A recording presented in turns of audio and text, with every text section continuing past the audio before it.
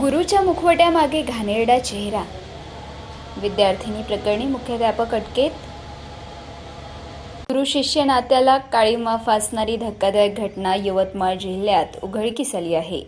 जिल्हा परिषद शाळेतील एका मुख्याध्यापकाला अल्पवयीन विद्यार्थिनीवर कथित लैंगिक अत्याचार प्रकरणी घाटंजी पोलिसांनी अटक केली आहे. या घटनेमुळे शिक्षण क्षेत्रासह संपूर्ण समाजात संतापाची भावना व्यक्त होत आहे. पोलिसांनी दिलेल्या माहितीनुसार संबंधित मुख्याध्यापकाने अल्पवयीन विद्यार्थिनीला आमिष दाखवून गैरकृत्य केल्याचा आरोप करण्यात आला असून याबाबत घाटंजी पोलीस ठाण्यात गुन्हा नोंद करण्यात आला आहे. तक्रार प्राप्त होताच पोलिसांनी तात्काळ तपास सुरू केलाय.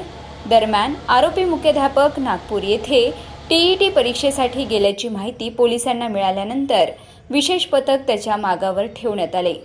परीक्षा आटोपून यवतमाळ येथे घरी परतताच पोलिसांनी त्याला ताब्यात घेत अटक केली. आरोपीविरुद्ध गंभीर स्वरूपाचे गुन्हे दाखल करण्यात आले असून पुढील तपास सुरू आहे. या प्रकरणाचा तपास पोलीस निरीक्षक केशव ठाकरे यांच्या मार्गदर्शनाखाली सुरू असून घटनेमुळे पालक व नागरिकांमध्ये तीव्र संताप व्यक्त होत आहे. दोषींवर कठोर कारवाई करण्याची मागणी नागरिकांकडून होत आहे.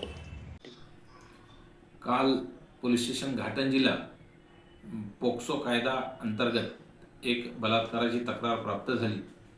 सदरची तक्रार तालुक्यातील एका शाळेतील 7व्या वर्गात शिकणाऱ्या विद्यार्थिनीकडून प्राप्त झाली आणि सदरची तक्रार प्राप्त होताच आम्ही या तक्रारीमधील जो आरोपी आहे मुख्याध्यापक त्याला तात्काळ अटक केलेली आहे आणि गुन्ह्याचा पुढील तपास सुरू आहे.